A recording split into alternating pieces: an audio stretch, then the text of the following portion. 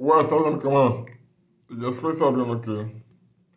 Marcos Camila s'exprime sur la révélation de Félix Pacheco. D'après je vous laisse regarder la vidéo par vous-même. Likez, commentez et partagez la vidéo sur mon channel. Doit soit utilisé comme base arrière pour venir déstabiliser la Côte d'Ivoire. Parce que la Côte d'Ivoire et le Ghana ont d'excellentes relations. Nous sans dire la Côte d'Ivoire a des problèmes avec le Ghana. Nous sans dommage tu es parti. Mais un jour on va organiser là. Tu vas nous dire depuis Nana Akufo-Addo, Ghana là, ils ont quel problème avec la Côte d'Ivoire? Aucun problème. Aucun.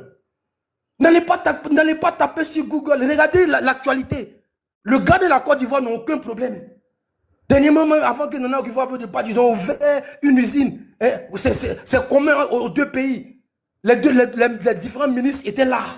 Un pays qui a des problèmes avec son voisin, ils ne font pas ça. Continuez à croire à Johnny. D'après toi, quand Johnny parle, quand ça nous arrange, nous sommes le RADP, Kogore est là, comme je dis, officiel du RADP, qui a déjà pris la parole pour parler de Johnny?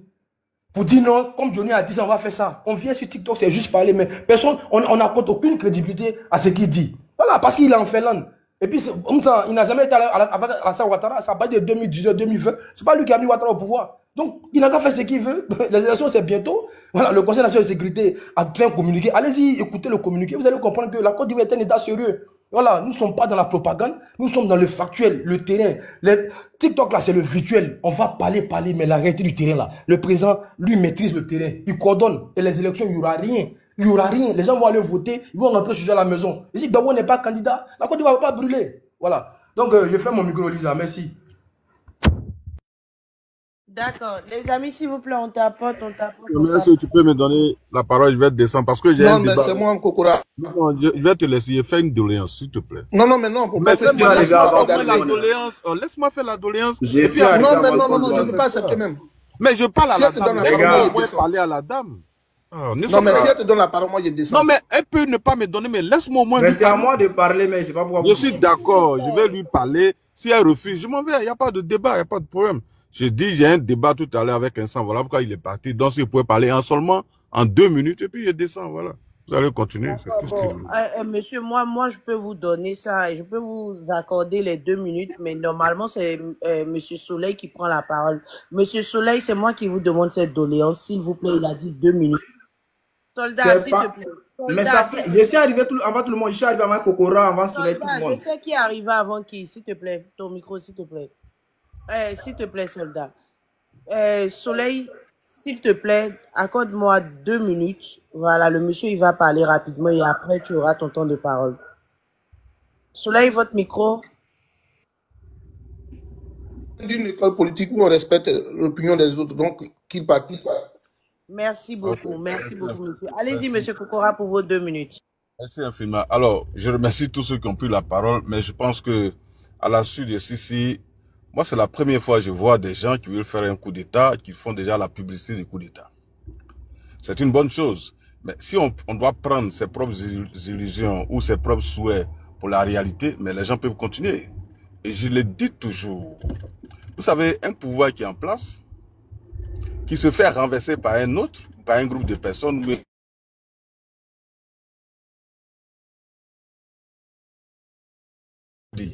si Alassane Ouattara au pouvoir et qu'il a assis là, quelqu'un vient le revancer, moi, Kokora, je ne pleurerai pas. Au contraire, je ferai asseoir ou bien je demanderai qu'on s'asseye pour discuter et savoir ce qui n'a pas marché. Parce qu'un État, un président de la République, et nous avons un régime qui est hyper présidentialiste. Donc, il donne tous les pouvoirs de l'exécutif au président de la République. Donc, il nomme qui il veut au niveau des emplois militaires et il ne demande même pas de compte à quelqu'un ou bien il ne rend pas compte à quelqu'un. Donc, si on vient te renverser, c'est vraiment de l'irresponsabilité. Et donc, les gens peuvent dire ce qu'ils veulent. Ils peuvent imaginer chaque matin des coups d'État. D'ailleurs, depuis que nous sommes arrivés au pouvoir en 2011, chaque matin, nous nous sommes préparés à cette éventualité. Donc, ce n'est même pas une surprise. Donc, les gens peuvent continuer de dire ce qu'ils veulent. Ils peuvent dire que l'armée n'a aucun matériel et qu'on peut rentrer donc en Côte d'Ivoire comme du couteau dans du beurre. Mais c'est une bonne chose. Ça ne fait que les arranger. Donc, pour moi, ce n'est même pas un débat. Il faut passer à autre chose. Moi, on n'est pas là pour faire la publicité de l'armée. Si quelqu'un pense qu'il n'y a rien dans notre armée, mais qu'un matin, il prend une Kalachnikov, il rentre en Côte d'Ivoire, il dépose à Alassane Ouattara et puis il prend le pouvoir. C'est aussi simple que ça. C'est aussi simple que ça. Maintenant, le frère Johnny, moi, ce qui me surprend, c'est que voilà un individu qui lui-même dit de sa propre bouche que je recevais 1 million de francs CFA pour mentir, pour salir d'honnêtes citoyens et de dire des faussetés. Il a dit publiquement. J'aurais pu comprendre et lui accorder un peu de crédit si un matin il a pris ses quelques claques, il dit qu'il quitte Alassane Ouattara et son groupe parce que j'ai constaté que ce pas des gens qui travaillent bien, je me suis rendu compte que j'étais dans l'erreur sans le savoir. Je peux être d'accord avec lui parce que tout le monde peut se tromper. Mais lui, il le dit publiquement devant le monde entier que oui, je recevais 1 million de francs CFA pour dire des bêtises, pour mentir. Mais la question que je me pose, et je voudrais inviter les uns les autres à se poser, si aujourd'hui, les mêmes personnes qui l'insultaient, les IB et autres là, moi je me pose la question, combien a-t-il réussi et a réussi qui dépasserait peut-être 1 million pour qu'il change sa veste? Donc c'est un homme vraiment, je me demande comment est-ce qu'un homme peut arriver à s'auto-détruire ainsi. 1 million de francs CFA aux États-Unis, même les emplois les moins bien payés, un chauffeur de taxi, mais il peut vous taper $2000 par semaine, ce qui représente plus d'1 million. Mais bon, pour seulement $2000, quelqu'un a accepté de s'auto-détruire et de tenter de détruire les autres. Donc, moi j'invite les uns les autres à observer la personne et à tirer leurs propres conclusions. Parce que dans la vie, comme je le dis, chacun choisit son destin, chacun choisit son chemin. À toi de faire ton autocritique après. Et je me demande souvent comment le frère Johnny, il fait pour se soutenir devant un miroir. En tout cas, j'admire son courage. Parce que vraiment, dans ce monde, je ne connais pas assez de personnes qui peuvent faire ce qu'il fait. Donc, merci vraiment, merci à toi Soleil, merci Sissi pour le combat que tu mènes. Et merci à tout le monde. Merci à John également. Merci beaucoup. Merci. Les amis, s'il vous plaît, tapotons, allons à 200K, s'il vous plaît. Monsieur Soleil, allez-y, vous avez la parole. Merci madame, merci. J'ai attendu ce soir donc et la messe de l'équipe qui venait donc l'égrégore de la politique ivoirienne, en l'occurrence et en l'espèce monsieur Alassane Dramane Ouattara. Or, quand on loue Dieu, souvent on croit en tout, mais on n'arrive pas à obéir quand même à ces 10 commandements. Je suis heureux d'avoir passé donc la parole de l'époque politique, donc je suis ici à donner la parole à Kokora, qui est quand même un adversaire politique, pour démontrer à mes frères de l'autre bord, de l'autre rive, que nous sommes en politique, nous sommes peut-être opposés dans les idées, mais nous ne sommes pas adversaires frontaux, où je n'inciterai pas quelqu'un à prendre des armes contre son frère. Parce que quoi qu'on dise, la Côte d'Ivoire est notre dénominateur commun. Alors, je voudrais dire des choses sérieuses. J'ai entendu dire des gens ici sur ce panel que le coup d'État de 99 a été l'émanation de Laurent Gbagbo, puisque ça a profité à Gbagbo de devenir président. Alors, la rébellion ivoirienne qui quittait le nord pour venir au sud, qui ont bataillé comme Ouattao dans les salles, qui ont pris Laurent Gbagbo. Donc finalement, les fruits de la rébellion, qui les portent aujourd'hui?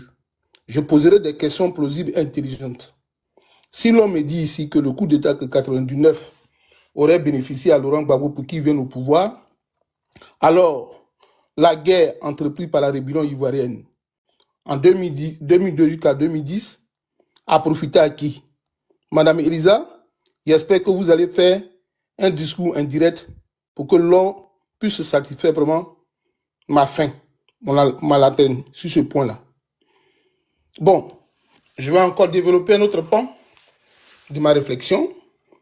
J'ai entendu dire ici des gens que nous ne sommes pas aujourd'hui patriotes parce que nous ne disons pas des choses qui iront dans le sens de la paix en Côte d'Ivoire, de la cohésion. Donc, je vais poser des questions. Vous saviez, Madame Elisa, en 2002, une élection a eu lieu en Côte d'Ivoire. Il y a eu 2000 où une élection a éclaté en Côte d'Ivoire. Laurent Gbagbo et puis M. Guy Robert. Quand ces élections sont finies, il y a un monsieur qui n'a pas participé aux élections. M. Alassane Dramane Ouattara. Vous savez ce qu'il a dit? Il a dit que les élections qui venaient de se passer en Côte d'Ivoire n'étaient pas de bonnes élections. Et donc, il fallait que le RDR, les militants du RDR aussi participent aussi dans les rues pour prendre le pouvoir. Que le pouvoir se trouvait dans la rue. Et après, qu'est-ce qu'il dit? Quand Laurent Gbagbo prend donc, il prête serment, Alassane Dramane Ouattara appelle la communauté internationale à ce que le gouvernement de Laurent Gbagbo ne puisse pas bénéficier des crédits à l'international. Est-ce que cela veut dire qu'Alassane Draman Ouattara n'est-il pas patriote? Ben, il était patriote. Je veux que vous me répondiez ce soir. Hein. Il a dit que de la manière dont Laurent Gbagbo est venu au pouvoir, son gouvernement ne devrait pas bénéficier d'aide ou de crédits à l'international. C'est Alassane Draman Ouattara qui fait cette déclaration. Alors, vous saviez, madame, Oufou nous a dit que l'avenir de la Côte d'Ivoire repose sur l'agriculture. On le sait bien. L'agriculture est le maillon essentiel de notre économie. Jusqu'à aujourd'hui, qu'on parle un peu du minerai qu'on soit en Côte d'Ivoire. C'est Alassane Draman Ouattara et son équipe qui, à l'étranger, vont mener une campagne pour dire le cacao ivoirien est l'exploitation des enfants, des mineurs. Et aux États-Unis, dans le monde entier, et que désormais le cacao ivoirien ne devait pas être acheté au marché mondial. Parce que vous saviez, madame, que les Européens ne jouent pas avec les enfants, l'exploitation des enfants. Alors que Oufou nous a dit que notre agriculture est le poumon de notre économie. Mais Alassane Draman Ouattara a dit, son équipe, les militants du RDR qui étaient même dans son gouvernement, ont mené des campagnes pour dire, des vidéos à l'appui pour dire, Laurent Gbagbo exploite des enfants dans nos champs de cacao. Est-ce que Alassane Draman Ouattara n'était pas patriote? D'accord. Madame, moi j'habitais Yopougon à l'époque. En 2004, à l'hôtel Ivoire, des jeunes Ivoiriens qu'on disait patriotes ont été éclaboussés par l'armée française. Est-ce que vous saviez qu'il y a des jeunes Ivoiriens sur ce panel qui se disent patriotes, qui acclamaient, qui étaient heureux pour ces victimes-là? Parce que pour eux, Alassane Draman Ouattara n'était pas au pouvoir. C'est en Côte d'Ivoire que ça s'est passé sous nos cieux. Moi, je connais des jeunes du RDR qui ont applaudi les crimes de l'armée française en Côte d'Ivoire. Vous n'avez pas dit que vous êtes patriote. Ils vous ont tapé. Et puis ça riait. Est-ce que ce sont ces mêmes-là qui disent aujourd'hui que nous ne sommes pas patriotes en Côte d'Ivoire? Je parle de la Côte d'Ivoire. Hein. Ils vont me dire certainement que oui, ils ont provoqué. Mais l'État est une continuité, non? Alassane Draman au pouvoir, pourquoi il ne continue pas de poursuivre l'armée française? Diantre. Bon, on va continuer pour que les gens reviennent un peu à la réalité des choses. Hein? On va continuer. De ce que je sais, M. Soro Guillaume qui est sur ce panel-là, qu'on a mis en image, la rébellion a été formée à Ouaga, au Burkina Faso. Et quand ils sont descendus dans le sud de Côte d'Ivoire, parmi eux, il y avait plusieurs qui n'étaient pas des Ivoiriens. Je vais en citer un qui a fait des crimes, des atrocités en une seule journée. Amadé Ouremi, il était burkinabé et il est burkinabé. Il a cité des Ivoiriens du Nord avec qui il aurait commis ces crimes-là, à qui ils ont dit au lors du procès, comme ils sont aujourd'hui gradés dans notre armée ivoirienne, qu'on ne pouvait jamais les juger. Est-ce que mes frères qui sont là, quand Amadé Ouremi avait porté la tenue ivoirienne, vous lui avez dit qu'il n'est pas ivoirien, qu'il ne devrait pas tuer les Ivoiriens, mais vous avez applaudi parce qu'il a tué ceux qui ne faisaient pas cas du Alassane Draman Ouattara. Vous êtes dans quelle conception de la démocratie ou du patriotisme en fait? Est-ce que vous connaissez, d'après vous-même, vous êtes des intellectuels, est-ce que vous connaissez ce qu'on appelle le patriotisme? Je vous réfère à un petit dictionnaire qu'on appelle le Robert. Il est sur Internet, juste facile pour l'avoir, pour définir ce qu'on appelle le patriotisme. Finalement, j'ai fini parce qu'il ne va pas être long, parce que souvent il y a des personnes qui sont imperméables à la réalité, à la vérité surtout en Côte d'Ivoire. Les égrégoriens d'Alassane Draman Ouattara. Moi, je voudrais dire, tous ceux qui disent que Soro Guillaume est quelqu'un qui est rebelle, qui trouble l'ordre public en Côte d'Ivoire, partout, je voudrais dire à ces derniers-là, aujourd'hui sur ce panel, d'aller dans le bureau de Koné Zakaria et faire une vidéo pour dire Soro Guillaume est rebelle, il a tué les Ivoiriens. Je vous demande pardon de le faire. Je voudrais que vous partiez dans le bureau du ministre des Transports, Amadou Koné. Faites une vidéo pour lui dire que Soro Guillaume était rebelle. Je voudrais que vous rentrez au domicile de Dosso Moussa, dire que Soro Guillaume était rebelle. Je veux que vous partiez dans le bureau de Kubier, qui est directeur président de la CI. Dites que Soro Guillaume est rebelle. En vidéo, hein, je veux vous voir. Je veux que vous partiez chez Chérif Ousmane, que vous dites que Chérif Ousmane, Soro Guillaume était rebelle. Je veux que vous mettiez cette vidéo-là. Logiquement, vous le faites. moi, je vous donnerai 1500 € en direct. Bonsoir chez vous et merci. Merci beaucoup, Monsieur Soleil. Merci. Si, tu as ton micro, tu Il y dis ça. a une motion. Vas-y, tu vas répondre à Il y a la une question. motion. Oui, j'ai une motion. Je demande à M. Soleil. Il a tout dit, mais il ne s'est pas prononcé sur le sujet. Il a parlé, mais il n'a pas dit un seul mot sur le sujet. Johnny Padjoko dit Guillaume Soro et Ibrahim Keïta préparent un coup d'État depuis le Gabon. C'est ça le sujet. Il a parlé, mais il ne s'est même pas prononcé là-dessus. Il ne s'est pas prononcé, Elisa. Et tu ne l'as même pas interprété pour dire, mais qu'est-ce que tu penses des révélations de Johnny? Est-ce que c'est vrai que... Si. Excuse-moi de t'interrompre. Tu sais pourquoi je n'ai pas, comment on appelle ça là? Qu'est-ce que je suis en train de dire?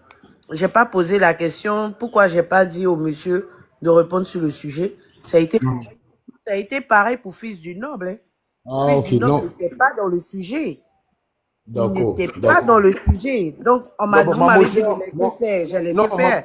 Non, au moment si du Nord parlait, je n'étais pas à côté, mais ma motion pour Soleil, Johnny Patrick, bon, tout ce qu'il a dit, on a compris. J'ai deux questions pour lui. Première question, il dit, pourquoi Alassane Ouattara, quand il arrive au pouvoir, il ne poursuit pas l'armée française? Maintenant, je vais lui demander, en 2004, parce qu'une fois il a dit en 2004, il dit qu'en 2004, il était en 5e.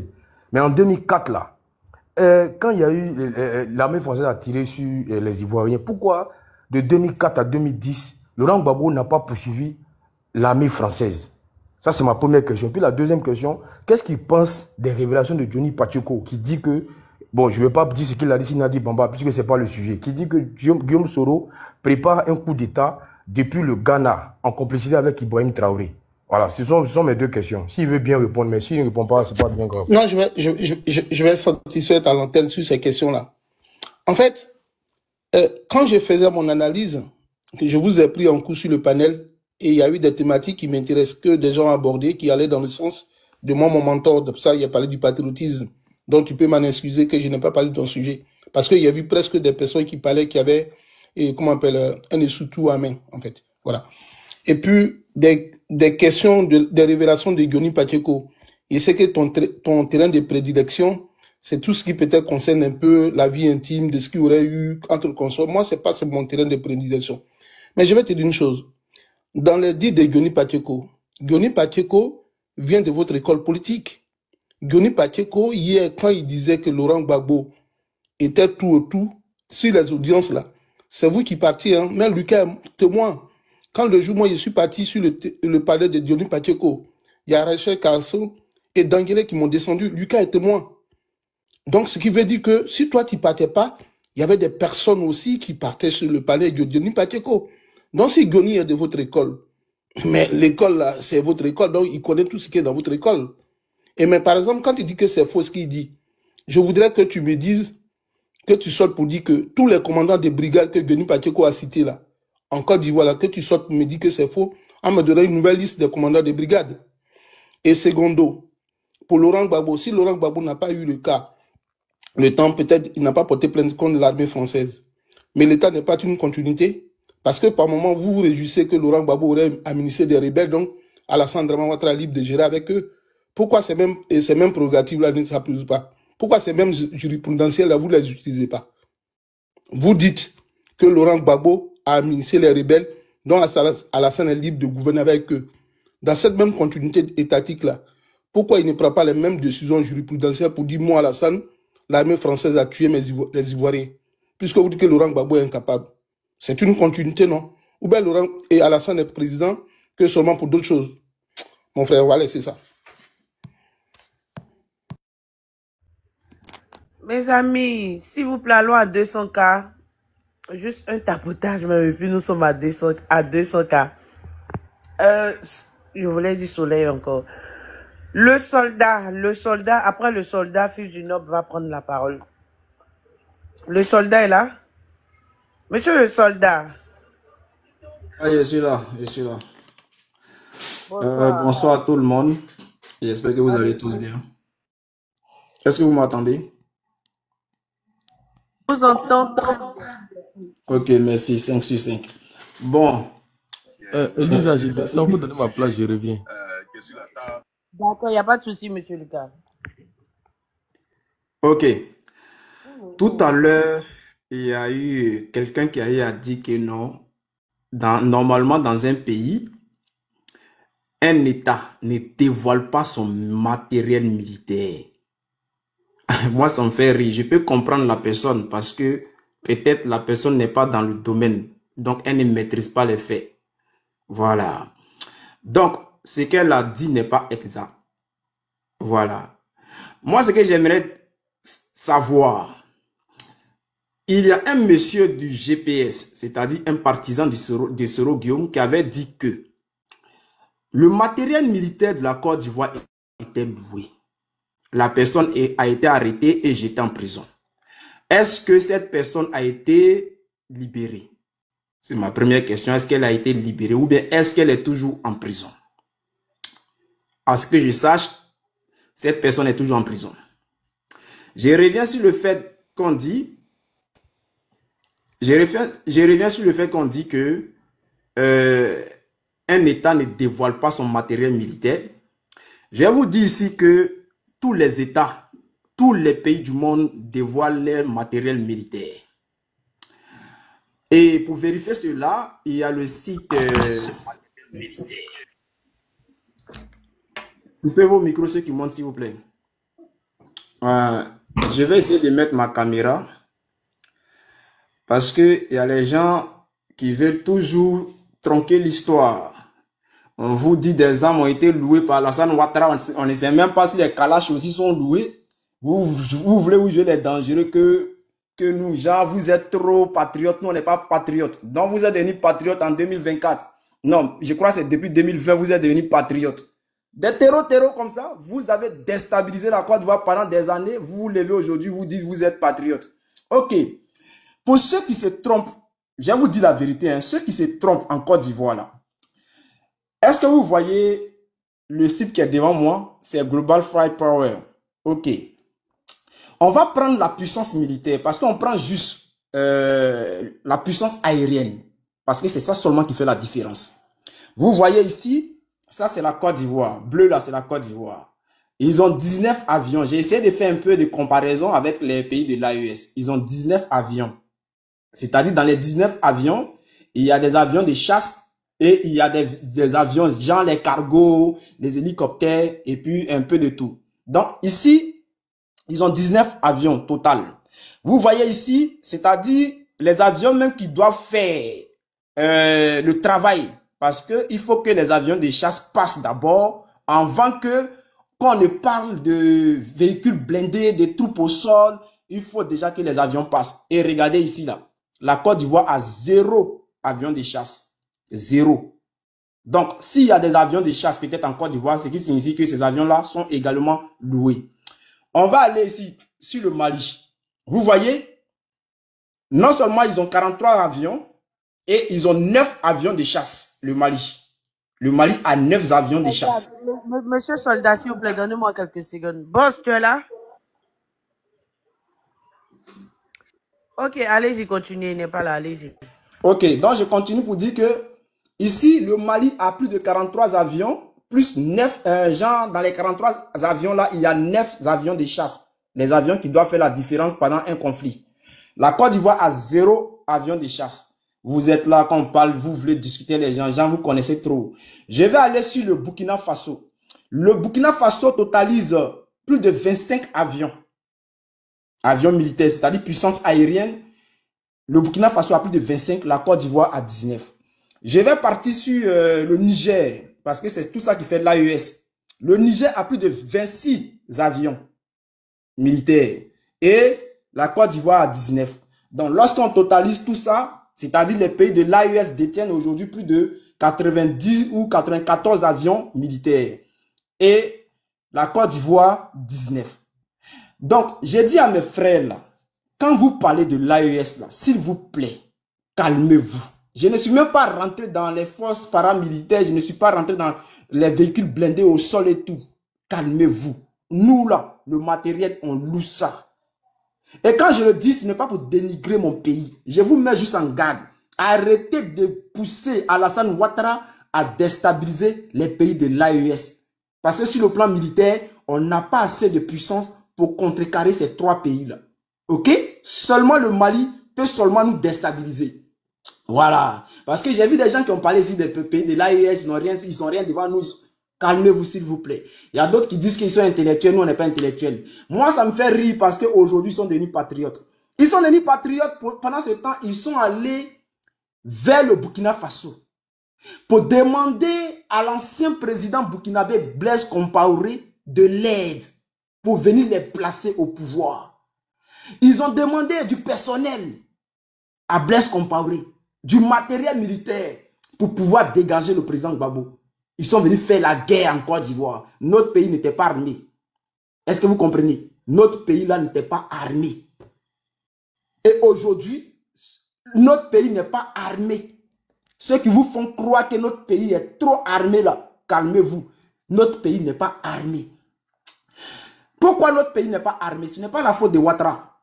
C'est la faute de la France. C'est très simple. Il faut le savoir. Parce que si la Côte d'Ivoire était armée aujourd'hui comme le Burkina, comme le Mali, la France n'allait pas dicter à Alassane Ouattara ce qu'il devrait faire. Quand vous avez ouvert la brèche, on est rentré dedans. Voilà. Pour parler du sujet, sincèrement, moi, ce sujet ne m'intéresse pas parce que je sais très bien que ce que Johnny dit, c'est bon. Peut-être ce n'est pas de sa faute.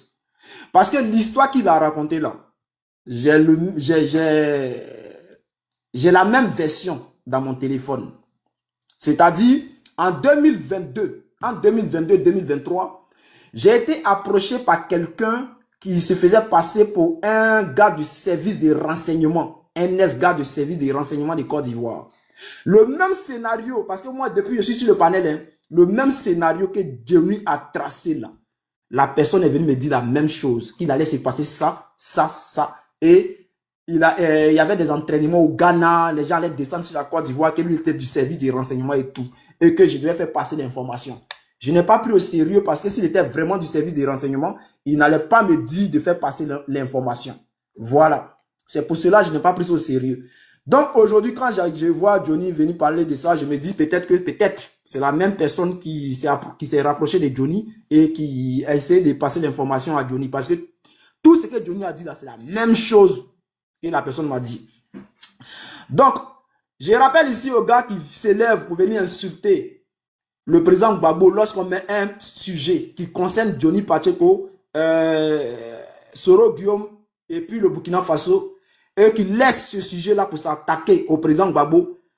J'aimerais leur dire que, bon, peut-être vous n'avez pas le choix. Vous êtes obligé de le faire. Vous êtes obligé. Vous n'avez pas le choix. Parce qu'à part Gbagbo Laurent, vous allez parler de qui? On peut venir mettre un sujet même qui concerne Macron. Vous allez parler de Gbagbo. Gbagbo, il vous hante. Il vous dérange. C'est pour cela que vous passez votre temps à vous attaquer à Gbagbo Laurent. Sinon, le sujet il était clair. Moi, j'ai commencé, hein, j'ai suivi le panel. J'étais là au début du panel. Quand Johnny, il a mis, John plutôt, il a mis l'audio de Johnny. J'ai suivi le panel. Personne ne s'est attaqué à Ouattara. Je crois qu'il y avait un pro-Gbagbo qui était là. Je ne sais pas s'il s'appelle Bitignon ou bien un autre nom, je ne sais pas c'était qui exactement. Mais c'était un pro-Gbagbo. Lorsqu'il est monté, il a parlé du sujet, il s'est attaqué à Johnny. Il a dit que Johnny était un menteur.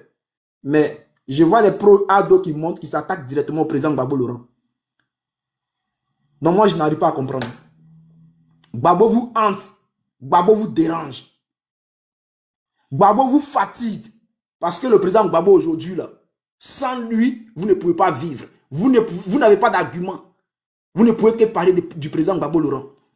Il y a un gars qui est monté tout à l'heure, qui s'est également attaqué à Gbagbo Laurent. Qui a dit qu'on n'était pas patriote. Il s'est attaqué à nous également.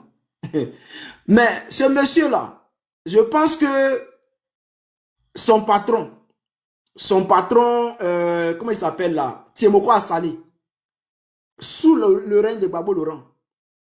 Mais il s'est attaqué à l'État.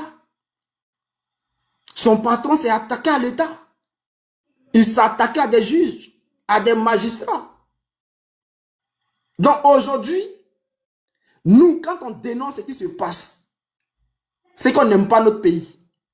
Lorsque un président comme Alassane Ouattara se lève pour aller déstabiliser un pays qui est à côté et qu'on dénonce cela, c'est qu'on n'est pas patriote. Lorsque le nom de Ouattara sort dans un coup d'état manqué au Mali et qu'on dénonce cela, alors on n'est pas patriote.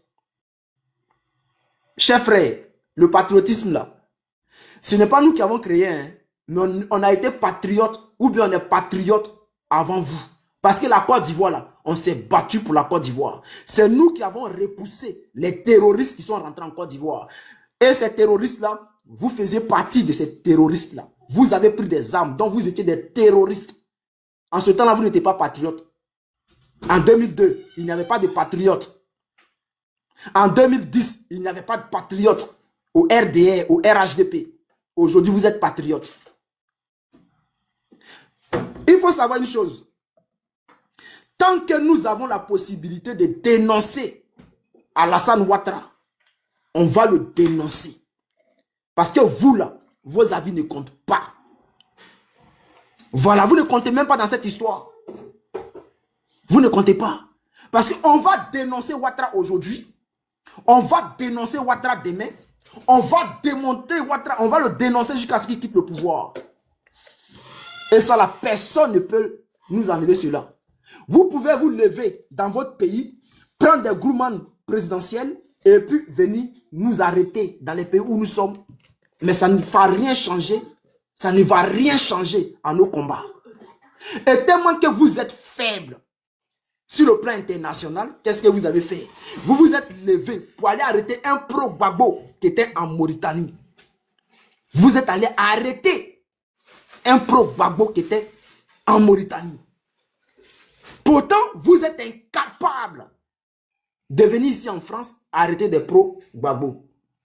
Vous êtes incapable. Vous ne pouvez pas le faire parce que sur le plan diplomatique, là, vous êtes trop faible.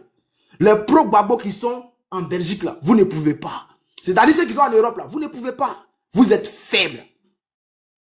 Et c'est vous qui vous levez. Un gars, c'est-à-dire un Français, n'a qu'à essayer de déstabiliser la France. Et puis va aller en Côte d'Ivoire, il va rester en Côte d'Ivoire et puis essayer de tenir des propos pour dire non, il veut un coup d'État en France. La France va aller le chercher dans les minutes qui suivent. Mais Alassane Ouattara, tellement qu'il est faible, il ne peut pas le faire. Venez chercher un pro-Gbagbo ici. Il y a des pro-Gbagbo même qui disent on veut un coup d'État. Moi-même, je le dis, je veux un coup d'État en Côte d'Ivoire. Ouattara ne peut pas. Il ne peut pas venir m'arrêter parce que sur le plan diplomatique, là, il est faible. C'est vous qui parlez. C'est vous qui parlez de nous. C'est vous qui dites aujourd'hui que nous, on n'est pas patriotes. Ibrahim Koulibaly, il était où? Lorsqu'il a déstabilisé la Côte d'Ivoire, là, et puis il a fui, là, il s'est mis où? Il s'est réfugié où? Ce n'est pas en France qu'il allait se réfugier. Donc nous aussi, on peut rester à l'extérieur et puis allumer le pouvoir de Ouattara. On peut rester à l'extérieur et puis bombarder des missiles sur le pouvoir de Ouattara. Personne ne peut arrêter cela. Personne ne peut stopper cela. Ça va continuer. Tant que Ouattara n'est pas tombé, on va continuer à l'allumer. C'est un dictateur, un terroriste. Il déstabilise les pays de l'AES. Et ça, c'est clair et net. Personne ne peut nous dire d'arrêter de dire cela. Vous avez envoyé 49 soldats au Mali. C'était pourquoi? Ce n'était pas pour déstabiliser le Mali. Il y a moi ceux-là. Vous allez venir parler de nous, les déstabilisateurs. Au Gabon, vous n'avez pas essayé de faire un coup d'État au Gabon. Vous voulez parler de nous? Comme pas des déstabilisateurs là. C'est Alassane Ouattara.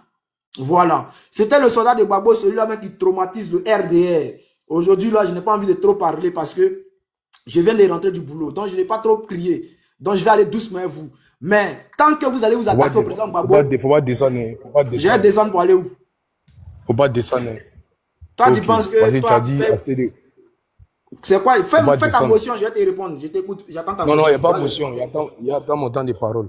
Toi, dans quel temps de parole? Moi, je suis là et je t'ai écouté ici, tu as raconté du n'importe quoi. Il n'y a pas de motion. Il n'y a pas de motion. Il n'y a pas de motion. J'ai fini de parler. Tu parles de quoi? C'est fini. Normalement, c'est à moi de parler normalement, Elisa. Je crois bien. Tu vois ce que tu as dit là? Tu as dit quelque chose de bon. On raconte n'importe quoi. Un milicien, comme ça, il dit les soldats. Un milicien de 2011, il dit les soldats. Alors, Vous êtes des plaisantins. C'est bon, soldat de Gbagbo, ton temps est fini là. Toi aussi, c'est que j'ai dit là. Depuis matin, non? Faut laisser tranquille. C'est pas à toi de me dicter, me dire non, de me taire. Non, tu n'es pas un milicien. Ils ont dit un milicien de 2011, il dit les soldats. Un milicien de 2011, il dit les soldats. Depuis comme milicien et soldat. C'est lui qui allait tirer dans le tout le temps, non? Ah, si, son temps est fini ou pas? Elisa, tu es où? Elisa, tu es où? Elisa, tu es où? Si s'attaque à moi, je m'attaque à lui. Et puis si la personne qui s'attaque à moi là, je m'attaque à lui directement. Ok? Lui qui va m'insulter là, je vais l'insulter. Et puis je vais l'insulter plus bas bien que ça encore. Ok? Ici. Voilà. Peut-être vous me connaissez. Ce soir là, il n'a pas envie de parler. Je suis fatigué, mais John, il n'est pas là. Donc, je vais vous laisser sur vos panels là. Mais tout ce que je viens de dire là, allez-y vérifier. Global Power, c'est là. Allez-y. Là-bas, vous allez vérifier. Vas-y, descends. On va s'adresser aux 1000 personnes. Tu n'as pas notre cœur d'intérêt. Va t'adresser aux miliciens là. Tu n'as pas notre centre d'intérêt. On ne te cherche pas. Tu n'as même pas protégé Gbagbo. Toi, milicien là, tu n'as même pas protégé Gbagbo. À chaque fois quand je suis sur un panel, tu viens t'attaquer à moi et tout là. Je te dis une chose, monsieur. Je suis en France. Tu parles de qui même? Moi, ici, sur le panel depuis. Toi, tu parles de quoi? Mais moi, tu es venu me trouver sur le panel ou c'est moi qui t'ai trouvé sur le panel? Je m'en fous de qui a trouvé qui j'ai dit. Alors, moi, je te demande seulement de faire semblant d'être intelligent. C'est ce que je te dis. Champion, je te dis simplement. Vas-y, tu dis tu descends, faut descendre. Tu dis tu descends, faut descendre. Tu as pris l'eau, tu es venu. On s'adresse aux 1000 personnes qui sont en bas là. Viens me trouver là où je suis là. Tu vas t'adresser à moi. Pas flottant là, frayaliste là. Tu es tellement fâché, tu es tellement, je sais pas quoi. Viens me trouver où je suis là, champion. D'accord, on va organiser ça. On va organiser ça, t'inquiète. Tu ne vas jamais le faire parce que le jour. Je vais te retrouver. Voilà, le jour où tu viens t'arrêter devant moi là, je vais te mettre en genoux.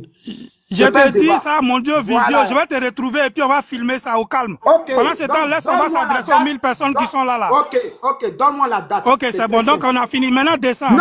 C'est bon, c'est fini. Toi, tu es qui et puis tu as me demandé. Tu as fini de parler.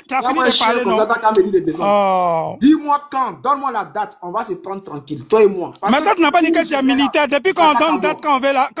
Depuis qu'on donne date quand on veut aller tomber. Moi, je vais te donner mon adresse. Champion, rentre dans mon Uber. Il fait Uber. Les gars, soldats de Gbagbo là, il fait Uber, forcé, il va tomber sur nous un jour. Il fait Uber, ne vous inquiétez pas. Faut donner l'adresse. Un milicien, donne l'adresse, donne. Monsieur Andy, fais Uber là, c'est un crime.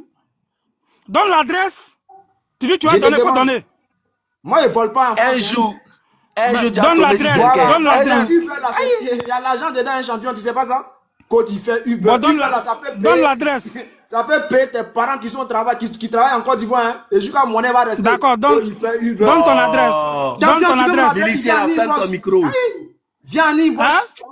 Viens en inbox. D'accord, j'ai fini mon temps de parole, je te trouve en inbox et puis tu me donnes l'adresse, c'est bon? Tu me trouves en inbox, tu viens prendre mon adresse et puis tu viens. Ok, c'est bon.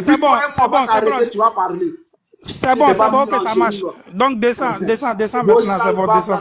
C'est si panel, vous allez descends maintenant. Sinon on dit tu t'arrêtes devant moi là, tu vas un soldat, il parle beaucoup. Faut être serein, un soldat, il parle pas beaucoup. Allez, si, c'est mon temps de parole là, donc tu peux fermer son micro. Fuis pas, toi tu as fui pour partir milicien là. Un soldat, il reste dans le pays. Toi tu es en France là-bas, tu dis que tu es soldat, maudit là. Petit, moi là, je suis pas même chose à toi. Hein. C'est toi qui vas de pays en pays. Tellement que c'est gâté sur toi. Tellement que c'est gâté sur toi, tu cours de pays en pays. On n'est pas même chose qu'un milicien, qu'il fait Uber. Attends, donc je vous ai laissé quelques minutes seulement là. Je reviens de grandes personnes comme ça. Hein? Si, toi tu étais où? Si, j'ai bougé un peu là, tu peux gérer au moins si. Pardon, ferme ton micro. Fermez vos micros, pardonnez, s'il vous plaît. Hein? S'il vous plaît. Respectez. C'est à mon tour de parole. Et puis... Oui, il y a 1000 personnes qui vous écoutent quand même. Respectez-les quand même. Hein? Allez-y, fils du homme. Allez-y, monsieur. Allez-y. Alors, d'accord. Donc, voilà. Je voulais essayer de démentir un peu les dits de ce monsieur. Tout à l'heure, il disait que voilà, il faisait l'éloge de l'armée burkinabé et tout. Aujourd'hui, la Côte d'Ivoire est classée comme deuxième puissance militaire de l'Afrique de l'Ouest après le Nigeria. C'est pas un débat, les chiffres sont là, donc je ne vais même pas rentrer dans ça. Moi, je dis ceci. Voici les pseudo-intellectuels là qui n'ont pas pu assumer leur position. Parce que Lucas a posé la question ici. Et voilà. Quand le panel a commencé, ils ont tout de suite essayé de montrer que l'armée ivoirienne était fragile et tout. Et que voilà, jusqu'à ils ont même rajouté qu'on était un pays très pauvre. C'est-à-dire, c'est le patriote qui parle comme ça, hein. Il appelle ça des critiques. C'est-à-dire montrer que l'armée de son pays est faible et qu'on peut attaquer son pays à tout moment. Son pays a des avions qui sont loués. Son pays est très pauvre. Son pays n'a pas de pilote ivoirien, nanani, nanana. Et ça, il appelle ça des critiques. Bon. On est en 2025, donc les gens sont assez intelligents pour faire la part des choses. Parce que les critiques là, nous-mêmes qui suivons le parti au pouvoir, on en fait. Donc on sait faire la différence entre les critiques et la haine. Et c'est ce que nous on vous dit toujours, à partir d'un certain moment, il faudrait que vous vous posez les bonnes questions. Le problème, il est simple. Moi, je ne sais pas pourquoi vous êtes énervé, pourquoi. Si vous estimez que la Côte d'Ivoire est fragile, et qu'on peut attaquer la Côte d'Ivoire, mais qui viennent attaquer la Côte d'Ivoire. Parce que ça sert à rien de venir s'arrêter ici pour dire oui, il y a longtemps on est derrière vous, il y a longtemps on vous insulte, pourquoi vous venez pas nous chercher en France, vous partez chercher les gens au Burkina, vous êtes parti chercher Steve Biko en Mauritanie. Mais les pays ont des accords, les pays ont des règles, les pays c'est pas la jungle, on vient pas comme ça pour prendre des gens. Même quand les gens de l'ancien régime étaient au Ghana, il y a eu des démarches, il y a eu des voilà, c'est pas la jungle. Et Ghislain Assange, qui était le plus grand traître selon les États-Unis, qui a trahi les États-Unis, mais il était en exil à l'Angleterre qui a colonisé même les États-Unis, c'est-à-dire le premier partenaire des Américains.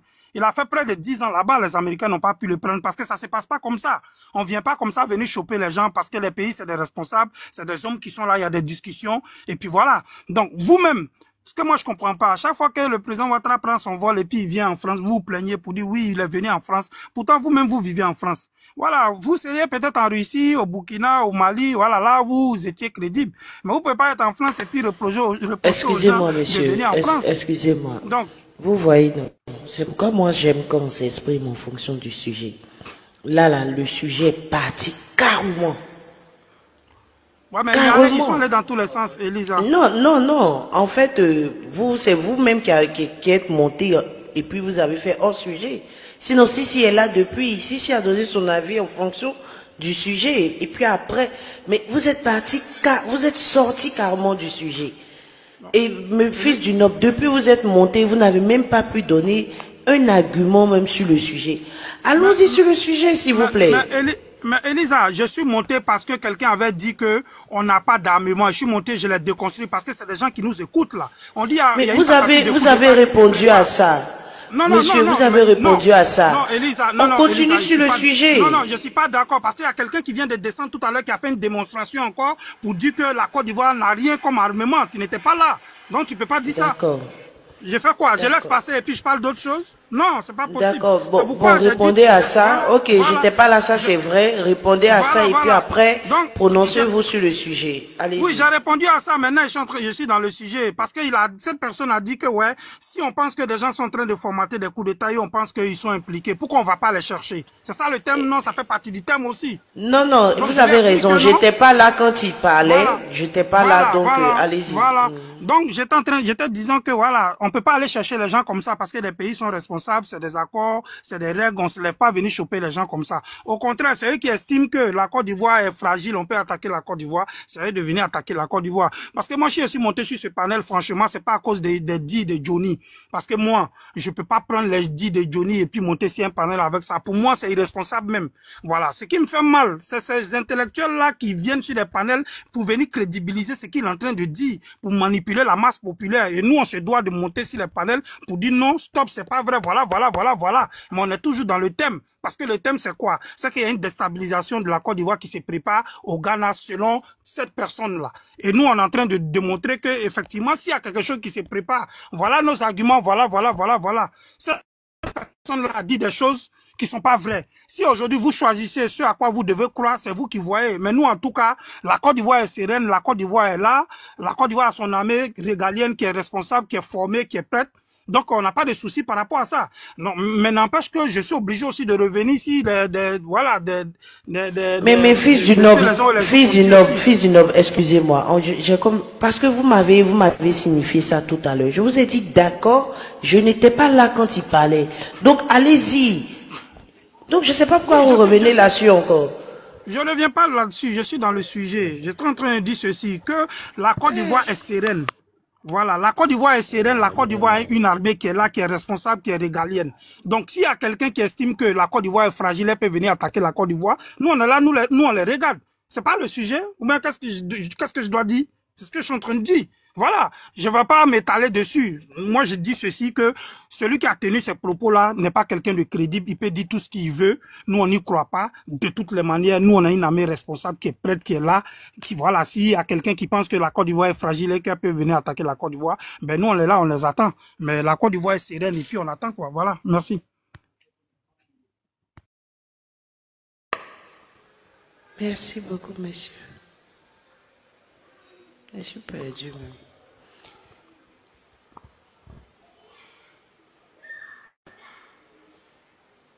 Amiral, voilà, parce que j'étais en train de réfléchir.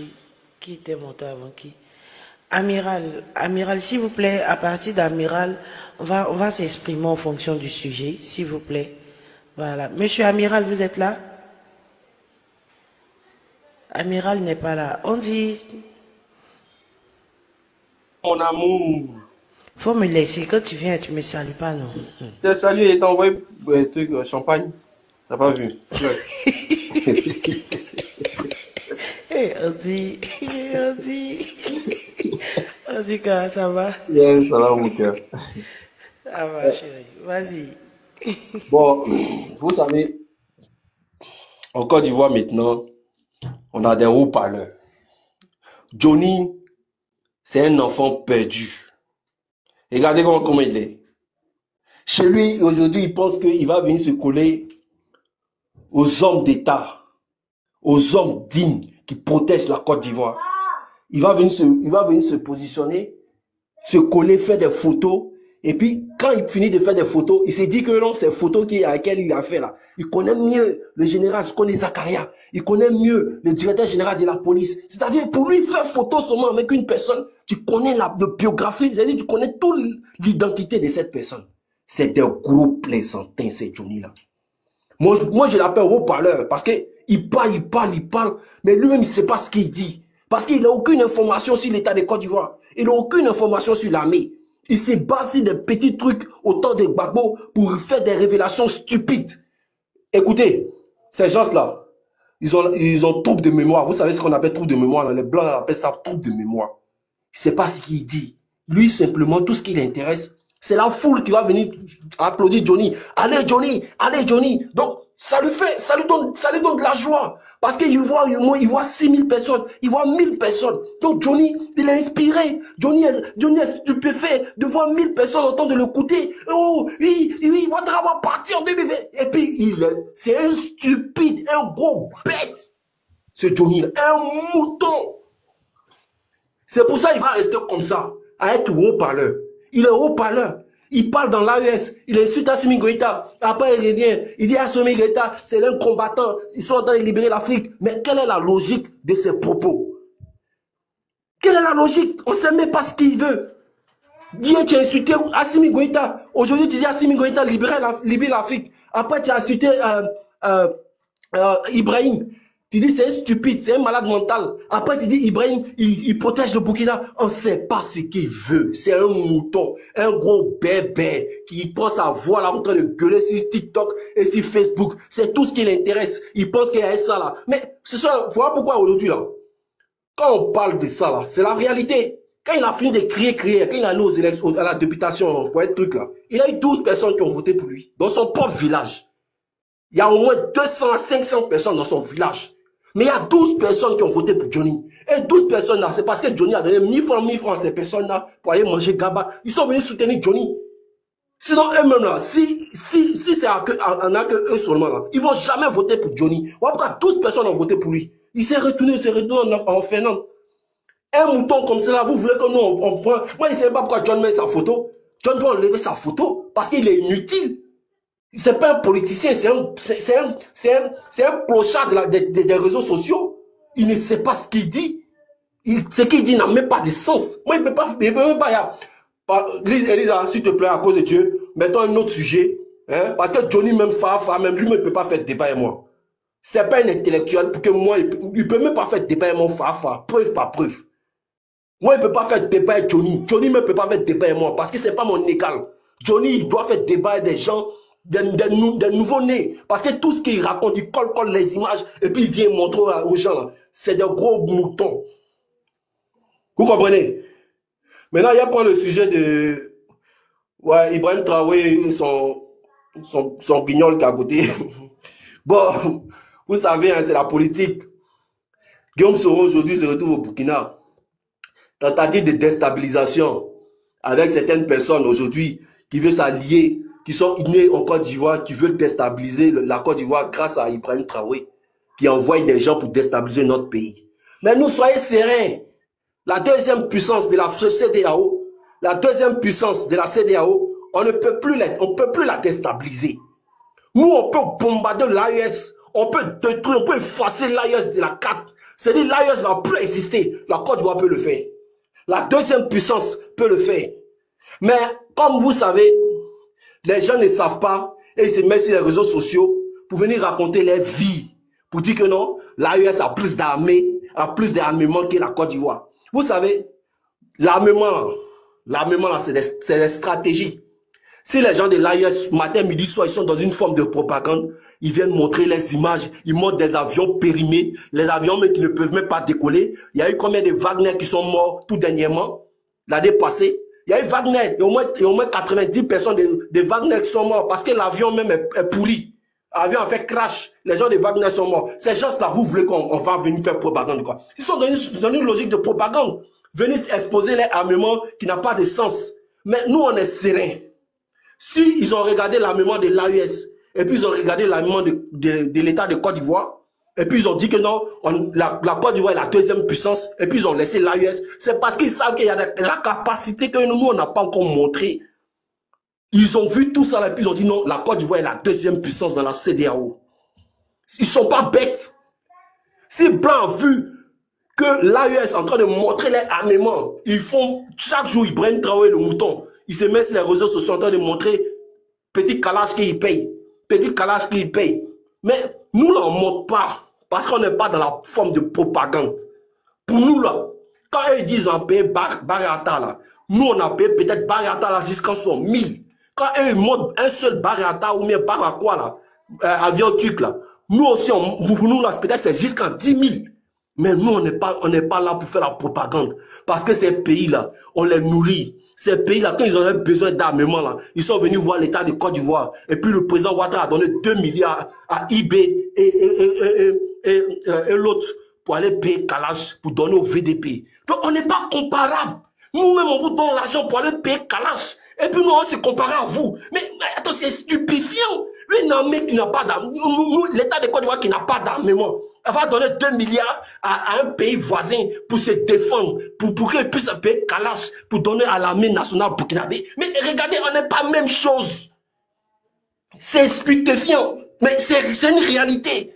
La Côte d'Ivoire n'est pas comparable, à part le Nigeria, les autres pays là, la Côte d'Ivoire n'est pas au même niveau qu'eux. Même le Ghana et nous, on n'est pas la même chose. Nous sommes les doyens. C'est le Nigeria seul qui peut venir éteindre la Côte d'Ivoire. Mais le reste là, dans la sous-région là, Sénégal, Mauritanie, tous ces pays, Mali, Niger, tous ces pays là, on n'est pas comparable. On n'a pas le même level. On n'est pas au même égal. Ils veulent les cas crier. Mais le jour où ils vont s'attaquer à la Côte d'Ivoire, peut-être Ibrahim Traoré va sauter, il va pas s'en rendre compte.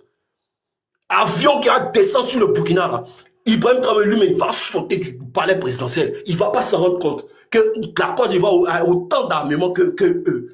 C'est une histoire stratège. Quand on ne veut pas montrer pour nous là, respectez-nous. C'est qu'on a montré le 7 août là. Ça c'est échantillon. C'est qu'il y a dans les casernes. La vie est belle, la vie est belle. C'est qui en appelle la vie? Eh, pardon. Il a oublié que mon micro... L'AES, c'est un gigolo. Tous ceux qui sont dans l'AES, là, c'est pour cette propagande, c'est Poutine, pour se faire montrer. Mais qu'est-ce qu'ils peuvent faire? Ils disent qu'ils ont payé autant d'armement que la Côte d'Ivoire. Mais ils peuvent même pas libérer les pays. Regardez les trois, là. Il y a qui a libéré, qui a libéré les pays? Regardez les trois associés, là. Association des pays en détresse, là. Regardez les trois, là. Ils ont libéré les pays. Qui a donné que le Burkina Faso est libéré. Vous avez entendu que le Mali est libéré.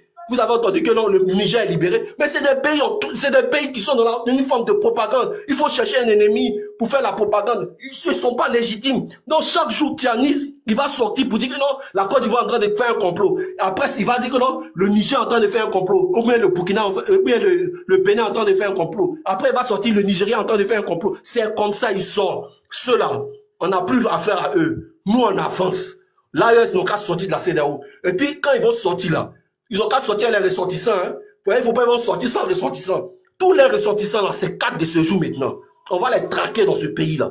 On va faire en sorte qu'ils puissent avoir les 4 de séjour. Chacun doit payer 80 000 ou bien 200 000 pour avoir son carte de séjour pour rester en Côte d'Ivoire. La Côte d'Ivoire va devenir bengue. Nous, là, on est colonie française. On accepte ça. Mais vous, là, vous allez rester derrière la Côte d'Ivoire. Vous allez payer vos cartes de séjour. Et je préviens tous les membres de l'AES. Commencez à cotiser, vous payez votre carte de séjour. Par carte de séjour, on ne va pas jouer ça. On a besoin de faire rentrer l'argent dans la caisse. Si vous soutenez l'AES étant dans Côte d'Ivoire, vous allez payer carte de séjour. Il a dit, Elisa, ce qui va commencer en 2025 là, ça ne serait pas du jeu. Dès qu'on dit Burkina est sorti de la CEDEAO, c'est carte de séjour. On voit un Burkinabé dans la rue, on dit, monsieur, tu as ta carte de séjour.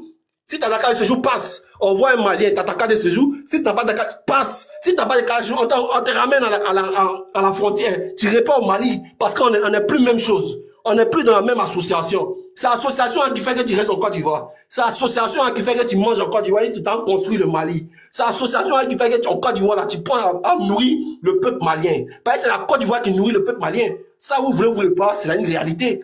Il y a beaucoup de ressortissants maliens qui arrivent à faire en sorte que le Mali puisse en sortir. Donc nous aussi, là, on va imposer nos règles. Si vous avez décidé de sortir de notre association, mais il y a des règles. Donc la règle va s'appliquer à tout Malien, à tout Burkinabé. Donc c'est ce que je me dis. Merci les gars. Elisa. Merci. Moi je suis en train de chanter. Bon, on a une belle dame qui est avec nous. Donc les hommes, s'il vous plaît, soyez galants, on va écouter Ramatou de la Croix. Ramatou. Bonjour, est-ce que vous m'entendez? On vous reçoit très bien, madame, allez-y. Merci. Oh, désolé, pardonnez, excusez-moi. J'ai cru que je fermais mon micro et j'ai fermé votre micro. Okay. Est-ce que là, vous m'entendez? Non, parce que je sais... Est-ce que vous m'entendez? Oui, madame, on vous entend très bien, allez-y. Bonjour ou bonsoir en fonction de vos fuseaux horaires. J'ai écouté votre panel ou live, je sais pas, je connais pas trop le fonctionnement de TikTok. Je veux rebondir sur ce que monsieur Andy vient de dire, au fait, quand il dit on va traquer, au fait. Le problème des Africains, c'est ça, au fait. C'est que tous, on se traque entre nous. Je vais d'abord me présenter. Je suis pas ivoirienne, je suis même pas de l'Afrique de l'Ouest, je suis tchadienne. Je viens du Tchad. Ça, c'est le premier point. Le deuxième point, c'est que on se traque depuis les indépendances. Pour la Guinée, c'est 66 ans. Pour les autres pays francophones, c'est 64 ans ou 65 ans bientôt. On se traque entre nous. On s'entretue entre nous. Pour qui? Pour des idoles politiques. Premier point. Je reviendrai à votre sujet dans 2 secondes. Quand on fait des débats politiques aujourd'hui, que ce soit, j'entends partout, à les réseaux sociaux, que ce soit dans les médias, on est, excusez-moi d'être dur avec tout le monde, mais dans du fanatisme pur et simple. On parle pas de social. On parle pas d'économie. On parle pas de ce que demain la Côte d'Ivoire sera. Moi, je vais vous dire, je ne souhaite aucun coup d'État en Côte d'Ivoire. Je ne souhaite aucune guerre en Côte d'Ivoire. Parce que la Côte d'Ivoire a eu sa part de mort, au fait. Et c'est une Tchadienne qui vous parle. Hein. La guerre, la déstabilisation, le coup d'État, il n'y a rien de beau dedans. Je viens d'un pays où, de notre naissance jusqu'à aujourd'hui, pour ceux qui pensent que le Tchad est en paix, c'est faux. On a toujours eu des coups d'État. On a toujours eu des présidents militaires au pouvoir. On a toujours eu des dictatures au pouvoir. Ce que beaucoup d'Africains en Afrique de l'Ouest parlent comme si Le Tchad était en paix, tout va bien au Tchad. Rien ne va. On est un pays où en 22 ans d'exploitation du pétrole, 30 milliards de revenus de pétrole, on n'a encore que 6% d'accès à l'eau ou à l'électricité. Ce qui se passe aujourd'hui dans le Sahel, pour rebondir sur ce qu'Andy disait, mon frère Andy, je me permets de le dire, hein, ce qui va se passer chez ton voisin t'arrivera. Aujourd'hui, ce qui se passe au Soudan est en train d'arriver petit à petit à l'est du Tchad, parce qu'on fait frontière avec le Soudan à l'est. Ce qui se passe en Libye est en train d'impacter la population tchadienne au nord du Tchad, parce qu'on fait frontière avec la Libye au nord. Ce qui se passe dans la région du Niger, du Mali, du Burkina, est en train d'arriver aussi au Tchad, parce qu'on fait frontière à l'ouest. Ce qui s'est passé en Centrafrique avec les Balaka ou les anti-Balaka, c'est arrivé au sud du Tchad, parce qu'on fait frontière avec la Centrafrique au sud. Je sais ce que veut dire la guerre. Je sais ce que veut dire courir, partir de la mort. Je sais ce que veut dire aller en exil en tant que Tchadienne. En tant que fille